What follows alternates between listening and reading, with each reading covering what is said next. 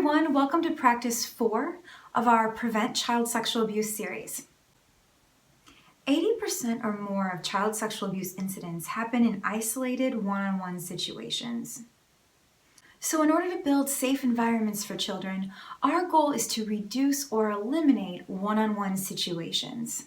The cases I've seen is when a child is left alone with mother's partner, with grandpa, with aunt, with older cousin, with a teacher, with a coach, or multiple children are left alone with one adult.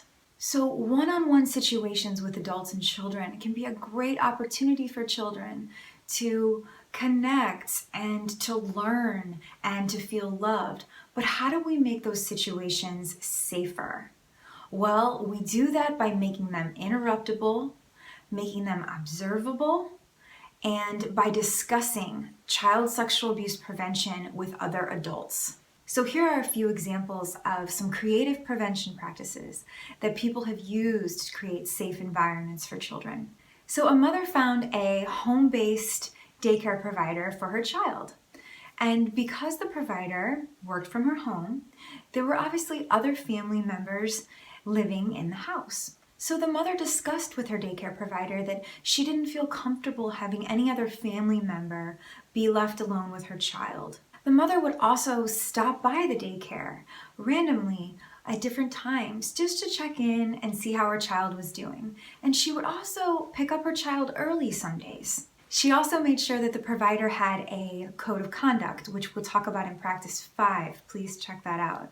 So this mother was very proactive and made boundaries around the adults that were allowed to be around her child. And she also made the one-on-one situation safer by making it interruptible. Another example, I was once training a group of parents, and after we discussed how to make one-on-one situations safer, the parents identified that several of their children all attended the same gymnastics class together. And they would drop their child off at gymnastics, and it would just be a group of children with just the coach. So the parents organized, arranged a schedule, and had one parent stay each class so that the coach was never left alone by themselves with just the children. Now, this ended up making the coach feel very comfortable as well. The parents also helped the gym create a code of conduct, which again is practice number 5 and is so important. So these parents made this one-on-one situation safer by making it observable. So the last example I want to share is discussing child sexual abuse prevention with adults or older youth left alone with children. For example, a mother and father hire a babysitter for the evening.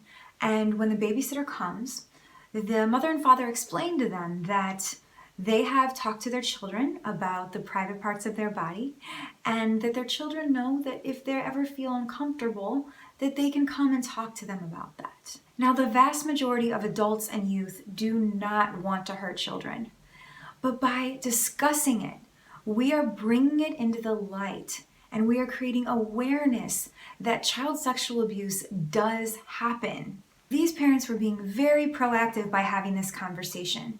They were saying that we are going to do all we can to protect our children from sexual abuse. So what if that individual was not safe? These parents were directly telling them that they have safeguards around their child. And what if we had these conversations with every adult and every youth left alone with children? We would have such a safer culture for children. So how do we minimize opportunities of child sexual abuse?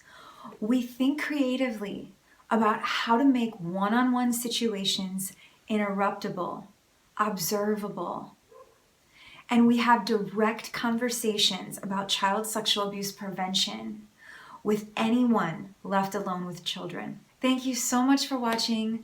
Please share this with all of your friends and family and check out the rest of the series. Let me know if you have any questions in the comments below. Have a wonderful day.